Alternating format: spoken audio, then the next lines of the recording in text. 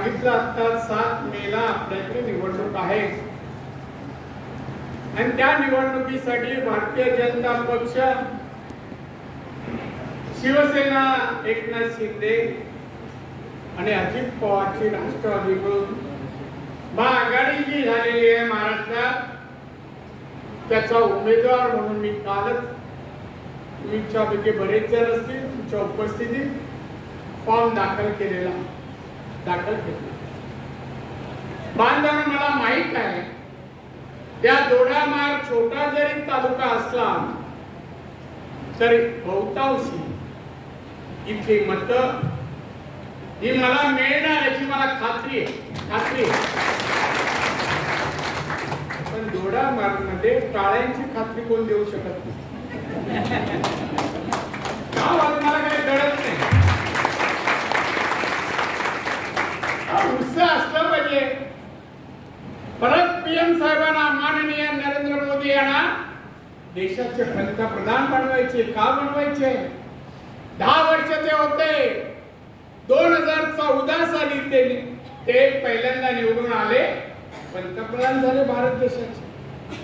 परत 19 ला परत निवडून आले, परत दुसऱ्यांदा झाले. आणि आम्ही म्हणतो की मोदींची हॅट्रिक तिसऱ्यांदा निवडून ते देशाचे पंतप्रधान व्हावे. कशासाठी? 14 साली आले तर भारत जगाच्या अर्थव्यवस्थेमध्ये 11 नंबरवर होता. जगाच्या अर्थव्यवस्थेत आज या 10 वर्ष झाली, आज भारत 5व्या क्रमांकावर आलाय. 5व्या. हे सोपं नाही जगाच्या अर्थव्यवस्थेत. आणि मोदी साहेबांनी सांगितलं आता 2030 साली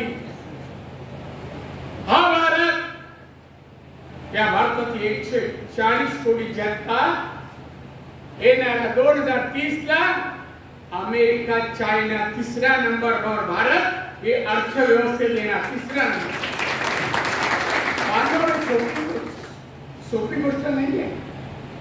देशाची अर्थव्यवस्था अमेरिका, चायनाच्या नंतर आणणं म्हणजे आपण कोणाला ओव्हरटेक करतोय, ओलांडून कोणाला जातोय? जपान आणि जर्मनी, जगातले 2 प्रगत देश जगातले, त्यांच्या आपण पुढे 3 वर्षात जाणार.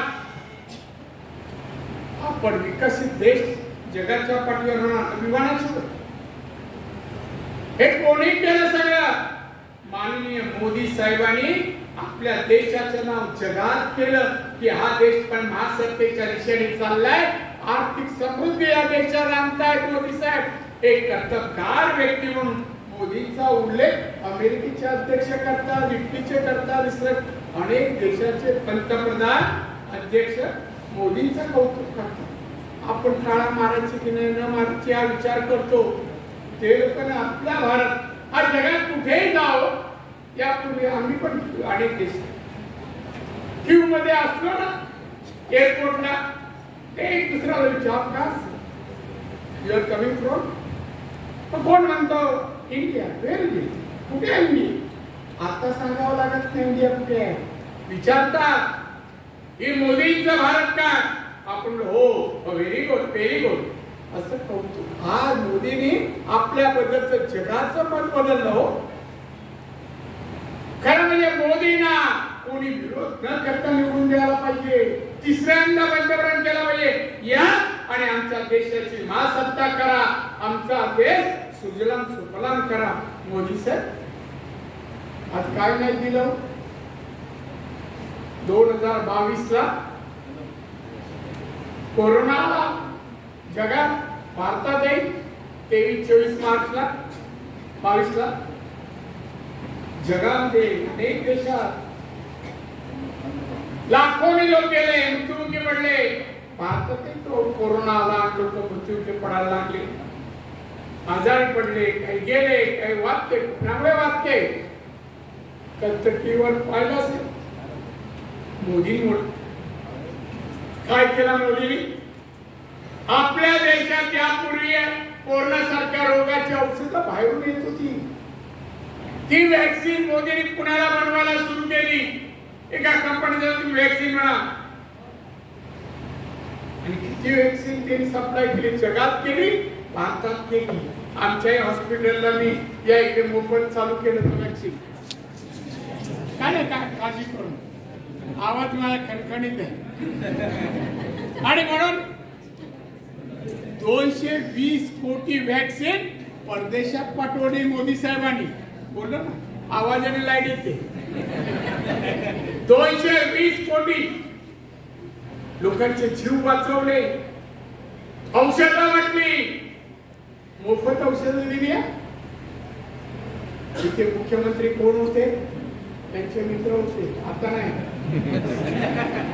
उद्धव ठाकरे. आणि काय केलं त्यांनी? मोदी फुकट औषध देत आहे, लोकांचा जीव वाचवतात. आमच्या हॉस्पिटलमध्ये मी 1 करोड दिला, मोफत ऍडमिट करा, औषध फ्री. उडाची त्या माणसाने काय केलं? याच्या पुत्रांनी जे औषधं घ्यायला म्हणून पैसे पाठवले मोदींनी, त्याच्यात 15% पैसे खाल्ले उद्धव ठाकरे आणि त्याचा आदित्य ठाकरे. हे कार्ड असं आहे, औषधामध्ये वॅक्सिन मध्ये पैसे खाल्ले. काही बोलतो तोंडाला येत तसं. त्याला उत्तर जर मागले, वेळ नाही, योग्य वेळ गेला आणि आता वेळ वाचला ना तरी दे.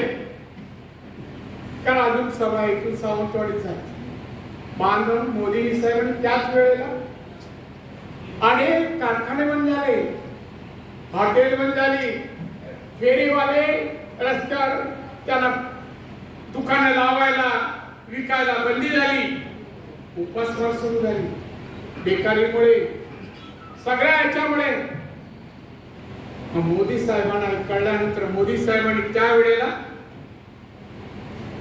80 कोटी जनतेला मोफत धान्य तेव्हा सुरू केलं, आजही केलं आणि पुढच्या 5 वर्षातही असणार. मोदी साहेबांनी आपल्या पंतप्रधानांनी 140 कोटीच्या देशात 80 कोटी लोकांना मोफत धान्य गरिबांना.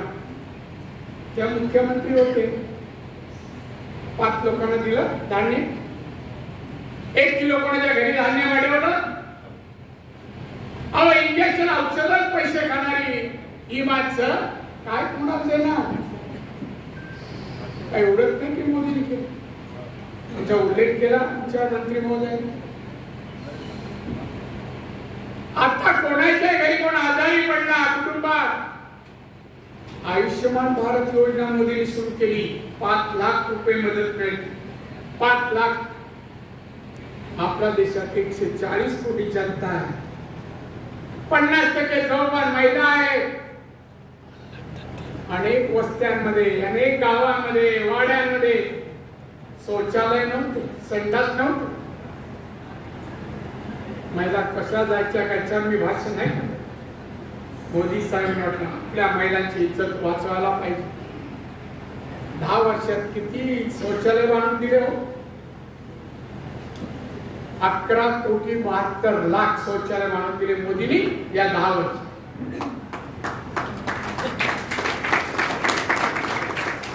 5.5 टन एवढं मोठं 11 कोटी 72 लाख संडास बांधून दिले. एवढंच का मोफत घरं दिली ज्याला घर नाही का? किती लोकांना दिली? 3 कोटी 72 लाख.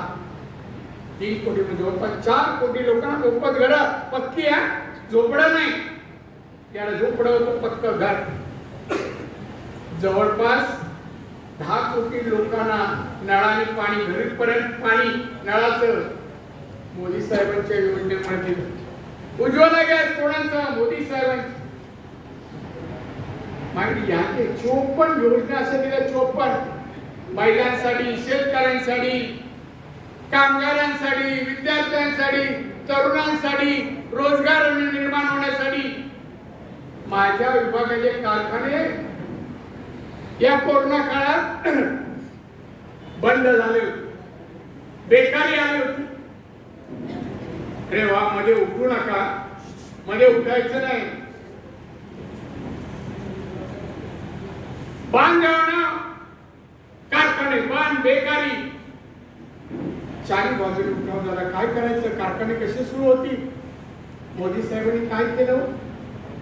5.5 लाख कोटी त्यांनी माझ्या खात्याला दिला की यांचं सगळ्यांचं कारखाना पुनर्वसन करा, कारखाने सुरू व्हायला पाहिजे, नोकरदारांना काम परत मिळाला पाहिजे, रोजगार मिळाला पाहिजे, कारखाने परत सुरू करा. माझ्या विभागाने ते खाते, ते कारखाने, ते उद्योग परत सुरू केले. आपण जीडीपी मध्ये जेवढं पूर्वी होतं उत्पन्न त्यापेक्षा आता जास्त कोरोना नंतर घेतलं. मोदींच्या 5.5 लाख कोटी.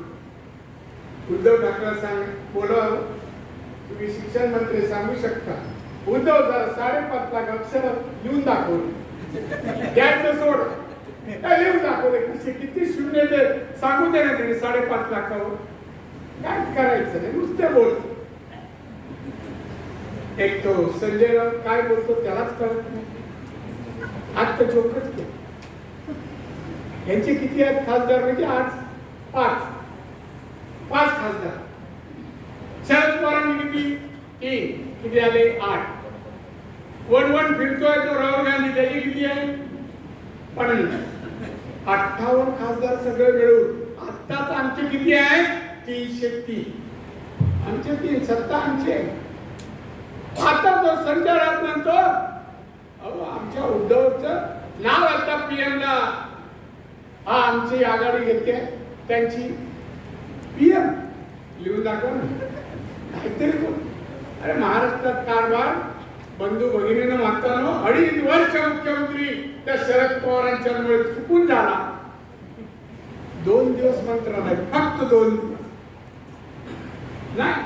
घरात कुलपामधला मुख्यमंत्री का तो सोडली असा मुख्यमंत्री. आणि आता टीका करतो भाजपवर.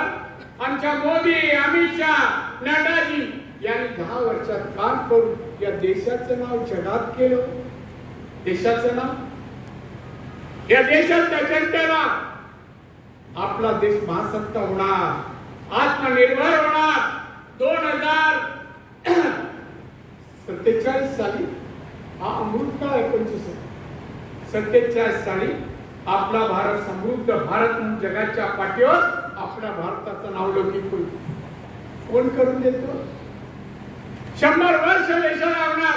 देश समृद्ध व सुख समाधान आनंद या देशात असेल, प्रत्येकाचं खास उत्पन्न असेल की संसार चांगला होईल. आज विचारा अमेरिकेचं 1 नंबरला अमेरिका जगात सुखी समाधानी आनंदी देश. किती दरडोई उत्पन्न आहे 54 लाख. 54. चायना 2 नंबरला आहे, किती दरडोई उत्पन्न आहे 36 लाख. आपलं फारच कमी आहे. आपण वाढवणार. गरिबी या देशात शिल्लक राहू नये. अन्ना विना मिळाले कोणी उपास कोणी झोपता कामा नये. कुटुंबाकडे पैसे नाही, मुलं शाळा सोडून घरी बसता कामा नये. आज आपल्याही पालकांना, मुलांना डॉक्टर, इंजिनियर, IAS, IPS उद्योजक बनवता यायला हवं. असं उत्पन्न असायला हवं. हे बनवण्याचं काम आमचे मोदी साहेब आणि त्यांच्या मंत्रिमंडळात आम्ही सगळे करतो. आता तुम्ही सांगा आमच्याकडे काय झालं? काय नाही. खरं म्हणजे तुमचा तालुका आहे ना, हा तालुका मीच केला. मी महसूल मंत्री आहे. तिकडे आले सिस्टम नेहमी सरत आता सवय केली नाही. इथे तिथून इथे येईपर्यंत 3 निवेदन दिली आणि मग शेवटी 4थं हे बोलायला लागलं इथून उठले तिथे 4. तसंच त्यावेळेस वेगळा तालुका करा, वेगळ्या तालुक्याचं तहसीलदार कार्यालय करा, काय करा, जेवढं शक्य केलं. कोर्ट पण केलं, झालं ना कोर्ट. सगळ्या वस्तू झाल्या. MIDC साठी पण जागा दिली मी. शेतकऱ्यांची जागा ऍक्विजिशन केली. किती पैसे दिले सांगा. नियम वाढवून, नियम बदलून, अमेंडमेंट करून ते केलं. आता त्यानंतर मी दिल्लीला गेलो. माझा दोष नाही. मला पाठवलं खासदार म्हणून. पण मी बांधवांनो आता तुमच्या सगळ्या आपल्या जिल्ह्यातील तालुक्यांपेक्षा जास्त प्रगती तुमच्या तालुक्यात. पण तुम्ही आपसात न भांडता, हेवे दावे न करता, मेरेसाठी मेरेच्या भांडणावर हायकोर्टात न जाता नांदा सौख्य बरे आणि आपली प्रगती करू. आता तुमच्या या जवळ इथून 1 तास लागतो एअरपोर्ट नवीन मोपाला, 1 तास. हायवे 35 मिनिट, रेल्वे पोर्ट 1-1.25 तास, रेल्वे तशी 35-40, सगळे 1 तासाच्या जवळपास सगळी वाहतूक व्यवस्था झाली. कुठल्याच तालुक्याला नाही, कुठल्याच तालुक्याला नाही. तुमच्या या तालुक्यात त्या डॅमच्या मागे बाजूला तुमच्या दोन डॅमच्या बाजूला 1200 एकर जागा राखून ठेव. काय होतंय हो? 1200 एकर. माझा प्रस्ताव काय समजून घ्या, एका दिवसात काय होणार? देशात आपल्या हॉस्पिटलला लागणारे साधन सामग्री मशिनरी ही आपल्या देशात बनत नाही, दुसऱ्या देशातून आणावं लागतं. अमेरिका, जपान, जर्मनी हे देश बनवतात.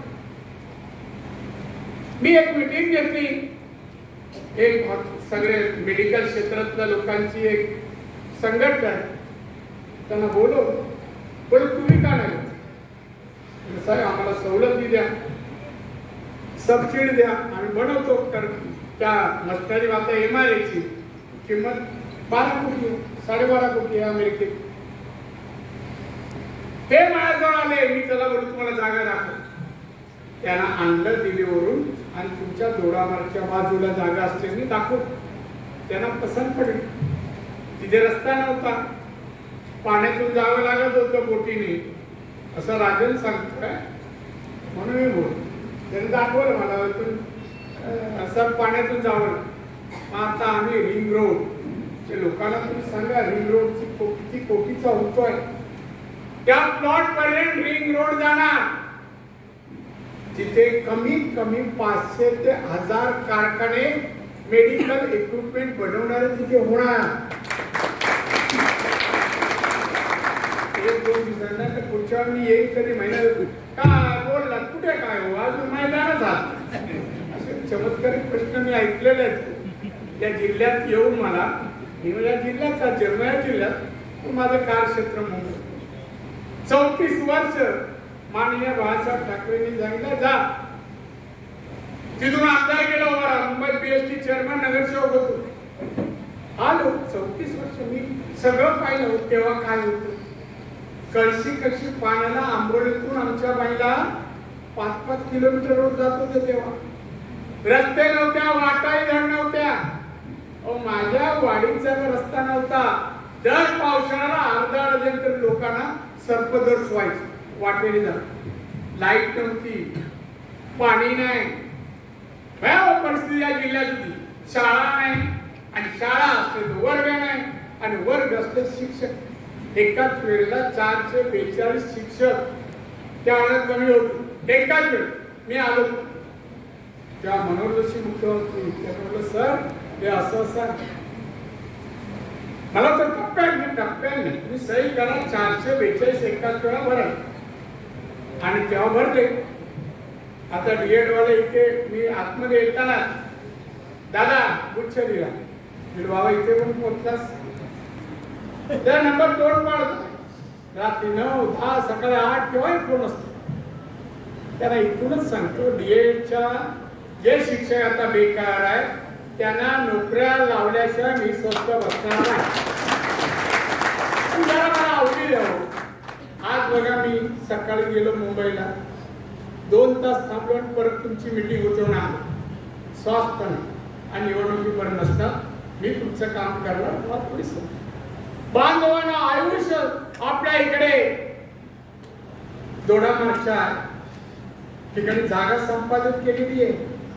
फक्त फायनान्स केंद्र सरकारच्या फायनान्स डिपार्टमेंटची एक सही बाकी आहे.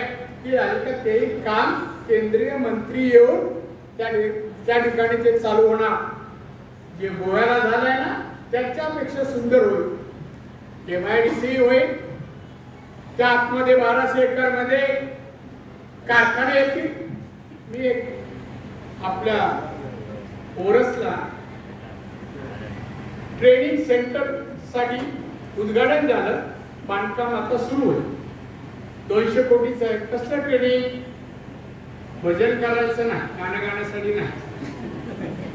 हे ट्रेनिंग इंजिनिअरिंग क्षेत्रातलं आधुनिक यंत्रसामुग्रीचं ट्रेनिंग प्रशिक्षण आणि फूड प्रोसेसिंगचं ट्रेनिंग कारखाने इतके व्हावे.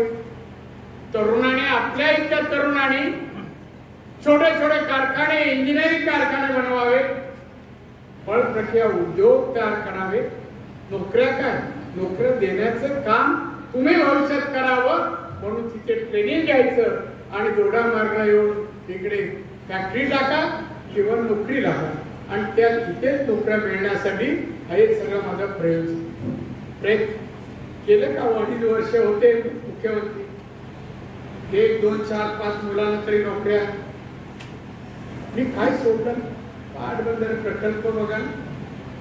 पाणी पिण्याची वांदे होते. आज सिंधुदुर्ग जिल्हा महाराष्ट्रात एकमेव जिल्हा टँकर मुक्त आहे. टँकर लागत नाही असं पाणी मिळतं. घरोघर पाणनळ आले जातात. लाभार्थी किती मोजा. तुमची लोकसंख्या किती 35 किती म्हणतात 35,000 जवळपास. मतदार किती आहे 36, 35, 19 सगळं एकत्र करणार लाख. पण आता नळ पाण्याची योजना संडासाच्या व्यवस्था उज्ज्वला गॅस वगैरे किती योजना आहे आपल्या लोकांना मिळत आहे. खरं मी लोकांना सांगा आम्ही लाभार्थी आम्ही मोदी साहेबांना मत देणार तुम्ही येऊ नका. या दादा मीटिंग घ्या तुमच्या तोंडून आम्हाला ऐकू आणि म्हणून आलो आणि तुमच्याशी बोलतोय. सगळं होईल पण तुम्ही पण मेहनत परिश्रम आणि बुद्धीची जोड दिली ना सगळं पॉसिबल आहे. इम्पॉसिबल काय नाही. मी मंत्रिमंडळ मेळावा आसामला गेलो. आसामकडे चायनाला लागून आहे बॉर्डर आणि तिथे एक बैठक झाली अशी सभा. तेव्हा आल्या महिला काही आणि म्हणाल्या सर पिशवी काढले पिशवीतून काही अशा बाटल्या अत्तरच्या असं घेऊन म्हणजे काय नाही म्हणे आम्ही कशापासून अत्तर बनवतो सांगितलं. गवती चहापासून अत्तर म्हणे. गवती चहा आम्ही शेती होते आणि आमच्या इकडे महिलांच्या 200 कंपन्या महिलांचे अत्तर बनवतात. अगरबत्ती बनवतात. अगरबत्ती परदेशात किती पाठवतात माहिती 3,000 कोटीची अगरबत्ती परदेशात जाते. 3,000 कोटी म्हणजे आपल्याकडे देव आहे कसं नाही तिकडे पण देव आहे आणि म्हणून अगरबत्ती तिकडे जाते. म्हणजे कुठे येताना मी काय आणलं असेल तिकडे पाठवलं लावलं काय माहित नाही. रोपांनी बांबूची रोप आपल्या देशात आसामच्या बांबूला किंमत आहे महाग आहे. 2,000 आणखी वाटायला सांगितली. आता किती जण लावली आता वाढताय काय इकडे हत्ती तोडतात काय म्हणतात. पण ह्या आता नगद पैसे मिळणारे शेती जी शेती करतो त्याच्यापासून शेतीपासून उत्पन्न दुसरी पण काढायला ती त्या पिकावर. आज तांदळापासून काय काय होतं आता विमानातून येताना एक बर्फी सारखा तुकडा आम्हाला दिला त्या एरोस्पेस पत्ती होते अवय तांदळापासून आहे कुरकुरीत एकदम विमान. आपल्याकडे तांदूळच होतो भातच होतो फक्त भात पिठी डाळ एवढंच आपलं चालू असतं.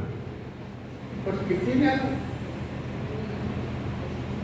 आंब्यापासून किती पदार्थ वेगवेगळे बनवतात. एक्सपोर्ट जपान जर्मनी युरोप चायनामध्ये होते. फणसाचा घरा फणस खाला की आपण आतली गोटी असते टाकून देतो. तेव्हा तरी काही जर घरात साठवून ठेवतात पावसाळ्यासाठी मग पावसाळ्यात भाजी नाही मिळत ती करतात. पण आता अमेरिकन लोकांनी शोध लावला की या फणसाची जी मधली गोटी असते त्याची पावडर बनवतात आणि त्या पावडरवर डायबिटीसचं औषध. ते चिंचेची जी आतली काळी असते त्याच्या आतमध्ये सफेद भाग असतो त्याची पावडर करतात. जर्मनीला ती पण औषधासाठी वापरतात. एक तुमचं कोकमची बी फणसाची बी वेगवेगळ्या आता परदेशात जायला लागले. आपण आपल्याकडे एवढं जंगल आहे, जंगल आहे, काय उत्पन्न नाही काढायचं, तोडत जायचं, कमी करायचं. असं जे तोडणारे कलेक्टर काय रिटायर झाले भेटले होते मी, सांगत होते साहेब तसं किती जंगल तोड होते आपल्या, करू नका. मी आयुष सांगतोय, तिथून जंगलामध्ये आपल्याला जी झाडं आहेत ती औषधी कोणची आहे, डायबिटीसवर कोणची, कॅन्सरवर कोणती, सर्दी खोकल्यावर कोणती, सगळ्या औषधावर कोणकोणती औषधं बनू शकतात त्याची झाडं इथे जंगलात काय, त्याचा एक सर्वे होणार आणि सर्वे प्रमाणे इथे कंपन्या येणार, कारण इथे ती झाडं जास्त.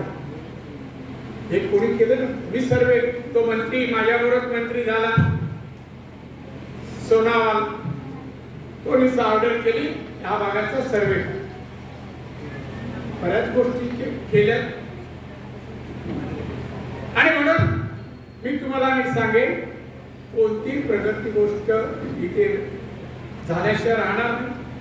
आता मी ट्रेनिंग सेंटर बांधतोय, ट्रेनिंग मध्ये ट्रेनिंग घ्या. छोटा आमच्या एमएसएमई कार्यालयाचा वर्षला कोणकोणते कारखाने करू शकतो शिकल्यानंतर. तो इंजिनियर झाला तर कोणता उद्योग करू शकतो. छोटा उद्योग जरी सुरू केला आज 50,000वरून तर वर्ष 2 वर्षात लाखो रुपये महिन्याला कमवा. उद्योगधंद्यात हा नफा आहे, हा फायदा आहे. नोकरी काय, MBA जरी झाला, इंजिनियर झाला, कुठे नोकरी 20,000च्या पुढे नोकरी मिळत नाही. MBA रिलायन्स मध्ये आता सुद्धा 20,000 मिळते. पण उद्योगधंद्यात गेला, उत्पन्न नीट काढलं लक्ष देऊन,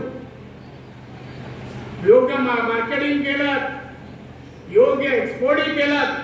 मार्केटिंग आणि एक्सपोर्टला माझं डिपार्टमेंट मदत करतात, पण पुढे तर यायला पाहिजे.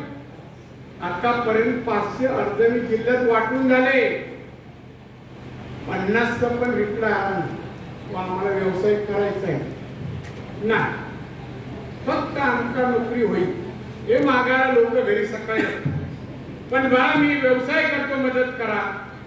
ते गुजरातचे लोक, माझ्याकडे उद्योग किती आहेत, 7 कोटी, कामगार किती आहेत त्याच्यात 18 कोटी. जास्तीत जास्त गुजरात उद्योग कुठे, गुजरात, तामिळनाडू, राजस्थान. आपण 4थ्या क्रमांकावर. का आपण नाही प्रयत्न करू शकत? जास्त पैसा मिळवला का पैसे चालत नाही कोणाला. त्या बँकेत भरायला बँक कोणाला सांगत नाही, हो नाही फार झालं. पण जाणून घ्या, निवडणुकीसाठी मी आलो, मी तर निवडून येणार. काल तुम्ही पाहिलं मी कोणाला फोन नाही केला किंवा फॉर्म भरायला या. उत्स्फूर्त लोक काय आवेशात नाचत होते. आमच्याकडच्या महिला पण 200 गाड्या पोचवू शकल्या नाही, त्याच्या अगोदर फॉर्म भरून आम्ही रिटर्न आलो. हे हा प्रतिसाद आम्ही काम केलं. मी उघड सांगतो, तरी महाराष्ट्राचा मुख्यमंत्री झालो, केंद्रीय मंत्री झालो, अनेक वर्ष मंत्री होतो. 30-34 वर्ष मी मंत्रीच आहे. मी साहेब नाही, मी कोणी पण साहेब नाही. मी महाराष्ट्राच्या जनतेचा सेवक समजतो. जेवढी सेवा करता येईल म्हणजे प्रत्येक सेवक येतील तेवढे सेवेने या ठिकाणी काम करतोय. आणि म्हणून राहिला प्रश्न काजूचा, मला आता या खुर्चीची भीती वाटायला, संपून जायचं तर बाजूला आहे. तो काजूचा बोलला नाही, एक रावला काजूची सगळी तुमच्याकडून आल्या माझ्याकडे. मी पियुष गोयलकडे निवेदन तयार केलं. आमच्या इकडे अमोल गवळी PA माझा, त्याला माहिती आहे. आपण यांना पियुष गोयलला सांगितलं की हा आपण इम्पोर्ट ड्युटी वाढवा, 51ला कमी झाली, वाढवा. परदेशातला साऊथ आफ्रिका काजू आपल्याकडे येता कामा. हा आपला काजू विकला जाऊ दे, चांगल्या भावाने जाऊ दे, चांगले पैसे मिळवू दे, जत्रेला लोकांना जाता येईल. नाहीतर गोवा जवळ आहे, पैसे संपवा का असतात सांगा. पैसे याच्यासाठी कमवतो का? आता आमच्या एकाने करून सांगितलं मला वाटतं राजूने 40 एक काहीतरी तरुण नोकरीला जाताना अपघाताने गेले. आमच्या दळवीचा पण हे गेलं. 40 एक अपघात नोकरी. अहो इथे प्रयत्न करायचे होण्याचं. आता एअरपोर्ट बाजूला आला हो. आता एअरपोर्टच्या पलीकडे गेलं तर टपऱ्या पडल्या गोव्याच्या लोकांचा. म्हणजे छोटी छोटी दुकानं म्हणतात त्याला काय टपरे काय म्हणतात ते. आपल्या लोकांची कहाणी जाऊ शकत. आज उद्या आता 70-75 विमान जात 200-500च्या वर जाणार. इंटरनॅशनल चालू झालं. करा तिकडे व्यवसाय. छोटी टाका मोठी हॉटेल टाका, स्टोर टाका, शोरूम टाका. लोन मिळतं ना. पण त्यासाठी प्रयत्न करायला वाचायला पाहिजे. कशाने काय मिळतं आणि आपण काय करायला हे थोडं वाचायला. आणि म्हणून तोही प्रयत्न तुम्ही कराल असं मी या ठिकाणी मला हे वाटतं. आणि म्हणून हे नवं औषधी केंद्रही येणार आणि बाकीचं तर माहिती मी तुम्हाला दिलेलीच आहे. आणि म्हणून हे 200 कोटीचं सेंटर तुम्ही जा तिकडे. इंजिनिअरिंग प्रोसेसिंगचं शिक्षण घ्या, प्रशिक्षण घ्या. खादी शोरूम कुडाळमध्ये चालू झालं. कोय रिजनल ऑफिस कणकवलीला सुरू झाले. माझ्या खात्याची सांगली एसी एसटी म्हणजे मागासवर्गीय आणि आदिवासीसाठी ही ऑफिस फोरेस्टला चालू केलं आहे. मी उद्योजक बनण्यासाठी उद्योजक. लेमन ग्रास ऑइल प्रकल्प मी कणकवली तालुक्यात अरे गावच्या मुलीने MBA झाली ती. तहसीलदार कार्यालय बघा, हॉस्पिटल बघा, केवढ्या गोष्टी आणल्यात. उद्या दोडा मार्गाच्या फॅक्टरी आल्यात ना तिथे हॉटेल येणार. किमान अर्धा डझन 5 स्टार ची हॉस्पिटल येणार. रेसिडेन्शियल फ्लॅट पण होणार. शाळा, औषध, हॉस्पिटल सगळ्या गोष्टी तुमच्या दोडामार्गाला परत खाजगीत येणार. त्यात तुम्ही पाहुणे नको, मालक मला हवे. आणि त्यासाठी प्रश्न एवढं मी बोललो. आणि म्हणून हे सगळं करण्यासाठी तुम्हाला मोदींना मत द्यावं लागेल. मला एवढं माहिती आहे मोदींना मत म्हणजे नारायण राणेंना मत. आणि म्हणून माझी एक नेहमीची मन नेहमी बोलतो घरी सांगतो खाईन तर तू पाशी नाही तो उपाशी. मी थोडी पण मतं घेणार नाही. नाटकांनी म्हणे दादा मी एवढे टक्के बिक्के काय 100% का नको. 100% मी काम केलं 100% मोदी प्रभाकर मॅडम हसतात. बांध्यातून त्या पण सुटणार नाही का. असं तुम्हाला भेटून आनंद वाटला, समाधान वाटलं. समाधान वाटलं. डोळ्यामार्गे आला निसर्ग सगळं पाहून मला खरंच समजलं. पण चला ही निवडणूक आहे देशासाठी. ही निवडणूक कोणासाठी? देशासाठी. देशातील 140 कोटी जनतेसाठी आहे. जगामध्ये आपलं नाव हो, महासत्ता बनाव. कुठे जगात गेलात हम भारत से आए हैं. महासत्ता हमारा देश है, समृद्ध देश है, विकसित आत्मनिर्भर. अभिमानाने सांगता यावं. त्यावेळी मोदी तिसऱ्यांदा पंतप्रधान आपल्याला हवे. आणि त्यांना करण्यासाठी येणाऱ्या 7 तारखेला तुम्ही कमळ निशाणीवर हे तिन्ही पक्षाच्या आघाडीची निशाणी इथे कमळ आहे त्यावर मतदान करा. मी तिन्ही पक्षाच्या कार्यकर्ते यांनी एकत्र आले. त्यांना म्हणे एकत्रच राहा तरच विकास होईल. कंपनी करताना 2 शिवसेना शिंदे गट, 2 अजित पवार आणि अर्धा डझन BJP बस ना. असं काहीतरी समीकरण करा आणि नांदा सौख्यभरे आपली प्रगती होईल. तर येणाऱ्या 7 तारखेला मला मतदान करा अशी अपेक्षा करतो. तुमची रजा घेतो. एवढ्या मोठ्या संख्येने आल्यावर आजच वाटतं की विजयाची ही सभा एका. जय हिंद, जय महाराष्ट्र.